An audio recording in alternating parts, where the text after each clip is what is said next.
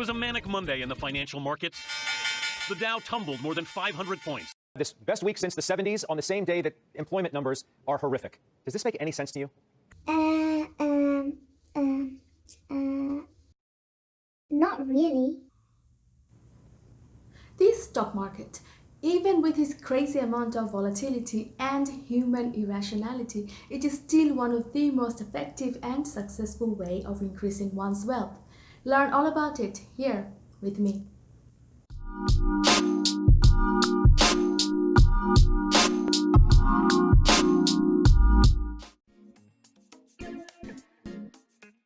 A stock is a token of ownership in a company.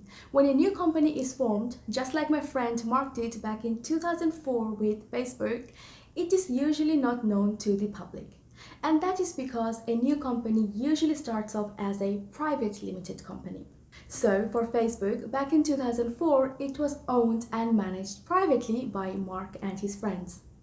However, as the business of Facebook started to get popular, because we humans are apparently a bit nosy, it only made sense for Mark to start growing on that popularity.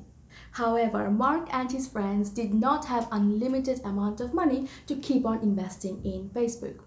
So it was time for them to introduce Facebook to us, the public. Going public is an important milestone in our history. And just like the way a relationship becomes more official by signing a legal marriage contract right in front of the world, Mark had to do something similar with Facebook, called the IPO, Initial Public Offering. Before the launch of an IPO, the owners tried to estimate how many different ways the company should be sliced. In other words, how many units of shares should be made available for the public, and roughly what should be the price for each unit of those shares. And when the launch day arrives, it goes live on the exchange, open to any old Tom and Harry to come and be an owner of that company. Sticking with Facebook, the whole process of that company turning from a private limited to a public limited saw its number of owners increase from about 5 to at least a couple of thousands. What that means for you is that even if you own just a single share of Facebook, you are also one of the true owners of Facebook. And that's pretty cool because just like Mark, you can also participate in some important company events like the AGM and cast your vote in how the company is run. Alright, now that we're all pumped up, ready to invest, how do you actually go about it? Well, of course, visit the market. What I mean by that? Start by virtually window shopping what companies are available for you to start buying. And once you have decided, find a broker to place that deal on your behalf. A broker is a special person bridging the gap between you and the exchange. Here's the fun fact. Back in the days before computers were a thing, you would have to physically find a broker by visiting them or calling them up and tell them of your intention of buying or selling a company. The broker would take notes of which company you wanted to buy, what price you are willing to pay, and how many units of shares you want to buy in that company. And the next day, she would literally visit the trading floor, shouting across the room full of sweaty people trying to find that best deal for you. In other words, she will try to find a seller who is willing to sell their share of that company to you at a price that you like. Chaos, right?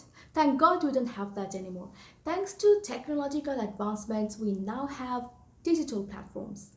They essentially work like broker, except we can do them digitally. For example, Interactive Broker, Trading 212, Hargreaves Lansdowne, and many more. You can even use your normal bank such as Barclays and HSBC to start buying and selling shares. Since I am not going to recommend a single type of platforms for you to start investing, only because there are just so many out there with their own different benefits and perks. What I can recommend is that before you start opening an account and investing your money, please make sure you do a cost and benefit analysis. From my own experience, what I've realized is that some of the more established and older companies, they tend to charge you a little bit higher.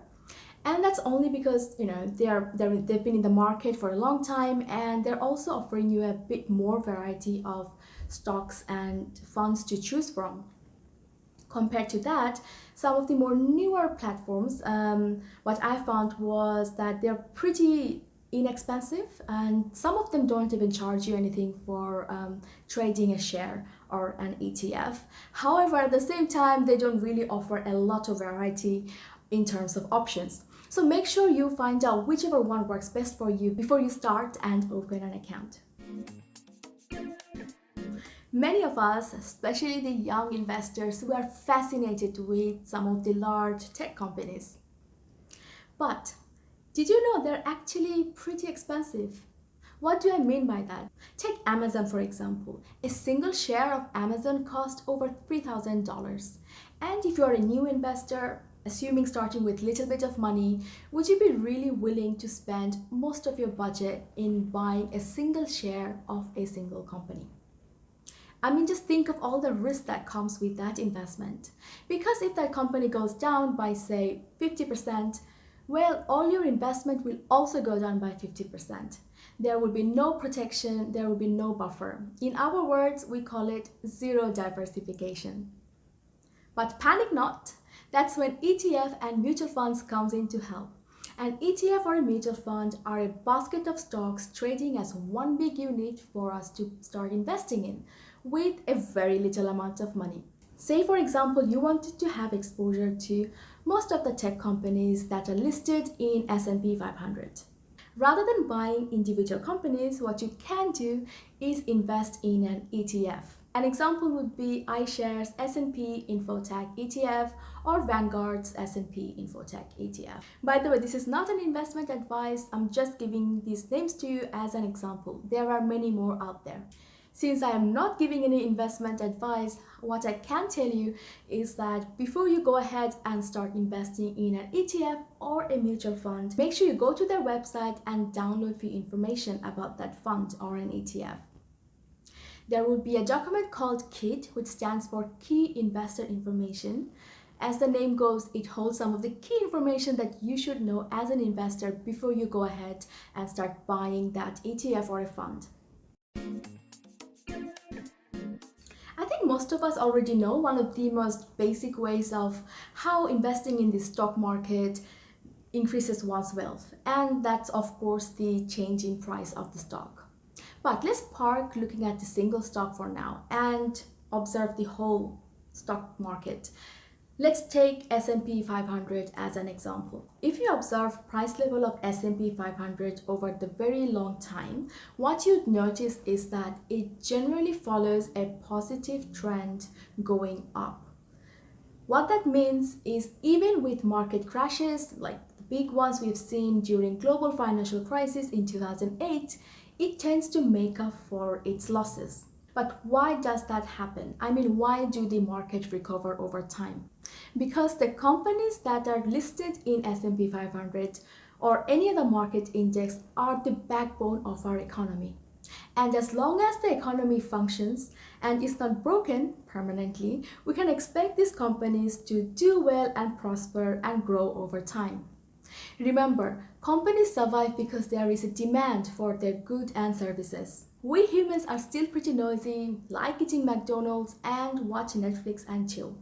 To cut to the chase, over the short term, the stock market can be quite volatile and crash, and that's driven by fear and panic in the market, like recessions.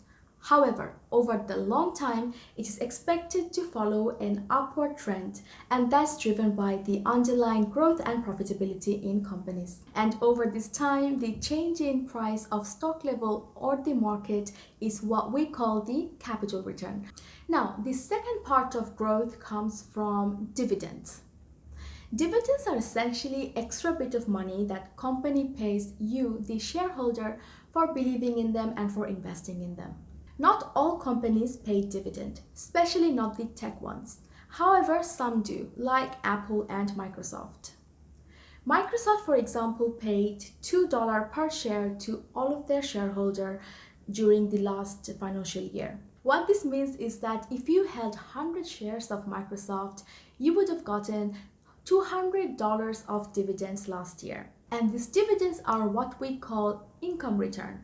So, when you add capital return and income return, you get total return. Okay, that was the source of wealth creation while investing in the stock market. But what sort of strategy do investors employ in making sure that the journey of wealth creation is a bit more faster? Sticking with Microsoft, say you still hold that 100 shares of Microsoft and every year they keep paying you dividends. Now, what can you do with that extra bit of money that they keep paying you? I mean, you can of course take it out as cash and spend it in McDonald's or something, or you can do something clever with it, like reinvest that money back into Microsoft. We call that dividend reinvestment. And if you continue to do that for a very long time, you'll be surprised to see how much your initial wealth have grown by without you having to pay anything extra out of your pocket, thanks to the power of compounding. I know, like me, you're already in love with stock investing, but let's get real. Is it always this magical? Hell no. It hurts. It hurts when the company that you love stops loving you back or stops paying you dividends. But trust me, from my own experiences, there is a way to ease that pain. Just like your very first own breakup, if you can get through it, believe me, you will come out much stronger and wiser. So let me break down 3 reasons or ways people actually end up losing money while investing in the stock market and how you can make sure that your very first breakup does not hurt as much. Number 1, tell yourself that it may not work at all. Your capital is at risk. Remember reading that line every time you visit a investment related website or a platform. That's exactly what they're trying to remind you. The fact of the matter is, every time a bad news hits the market about a company or the economy, it can send the share tanking by 10%, 30%, 50%, or even 100%, all within one day. And there is nothing you can do about it. You, the company, or even the stock market, no one can control what happens with it. That's why people tell you make sure you only start investing with money that you're okay to see go down over the short term. Also, before you actually start investing, make sure you have a minimum of 3 to 6 months of your living expenses in savings account as cash. Number 2, don't follow the crowd and operate on little knowledge. Little knowledge equals danger. Not all part of the stock market operates with a similar level of risk and return characteristic. Some part of the stock market, for example, emerging market equities, actually got high risk, high return profile compared to developed market equities. And it's literally some people's full-time day job in figuring out all the risk and reward with investing in a certain company. These people study the company, the market, the economy, policies, politics, corporate events, currencies, and you name it. And after doing all that research, they actually come to their own conclusion. Even that is not always correct 100% of the time. So make sure you try to learn as much as you can about investing in a stock or a fund before you put all your money in it.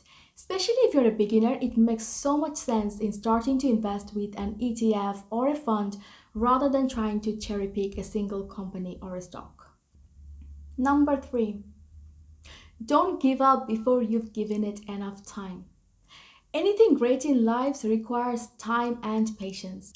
Lack of patience is the primary reason why people end up buying high and selling low, while they should be doing the opposite.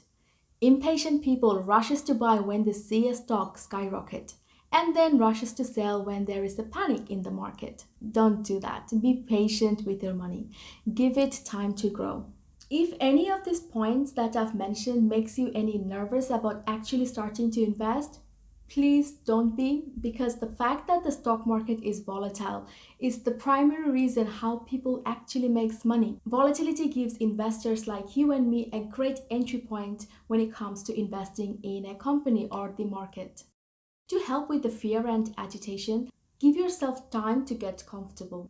Also, please don't just follow the crowd and start doing some crazy trading activities, because the temptation is real. It can burn people out. You've all heard of Mr. Warren Buffett. He's one of the most successful long-term investors when it comes to stock investing.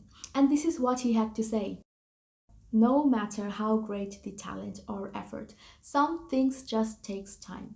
You cannot produce a baby in 1 month by getting 9 people pregnant. Dear investors and future investors, you may still have some comments and questions about investing. Please leave them below so that I can tailor my next videos around you and your comments. For some useful content, you can also visit my website at subtleinvestor.com. And before we part our ways, give some love to my channel. Please like, comment, and subscribe. And until next time, look after yourself and your money.